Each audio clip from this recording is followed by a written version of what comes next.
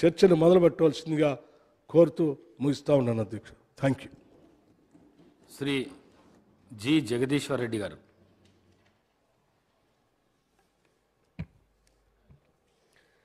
అధ్యక్ష, ఈ అవకాశం ఇచ్చినందుకు తమరికి ధన్యవాదాలు తెలియజేస్తాను అధ్యక్ష. సరే, ముందుగా రాష్ట్ర ప్రభుత్వం ఇప్పటి నుంచి అప్పులే లేకుండా ప్రభుత్వాన్ని నడపాలని చెప్పి నిర్ణయం తీసుకున్నందుకు వారికి అభినందనలు తెలియజేస్తా ఉన్నా అధ్యక్ష.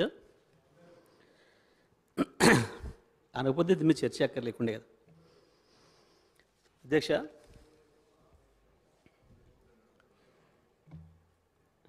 సెకండ్ జూన్ నాటికి 2014 నాటికి విద్యుత్ సంస్థల యొక్క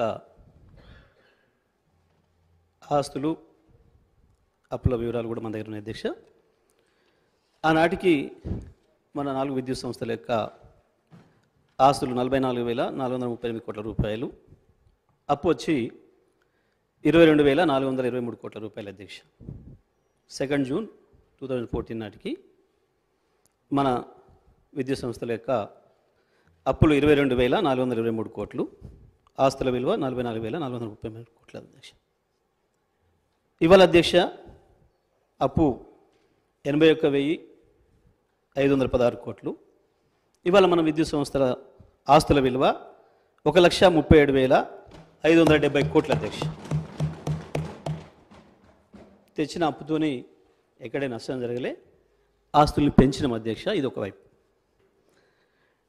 ఇక కంపెనీల వారీగా తీసుకుంటే వారు కూడా చెప్పినారు, జెన్కో ఆనాటికి 7,662 కోట్లు ఉంది అప్పు, ఆస్తి వచ్చి 31,923 కోట్లు ఉంది అధ్యక్ష.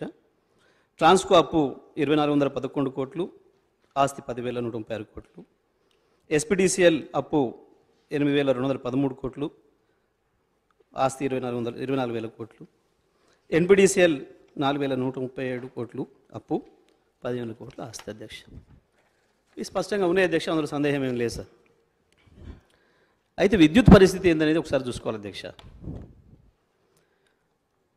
ఆ రోజుకు విద్యుత్ ఏముంది, ఇవాళ ఏముంది?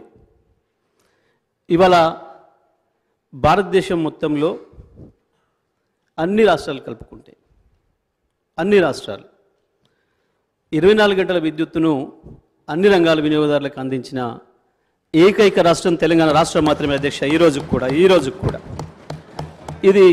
ఇది నేను చెప్పిన విషయం కాదు అధ్యక్ష. నీతి ఆయోగ్ తన state energy and climate index round 1లో 2022లో ప్రకటించిన విషయం అధ్యక్ష.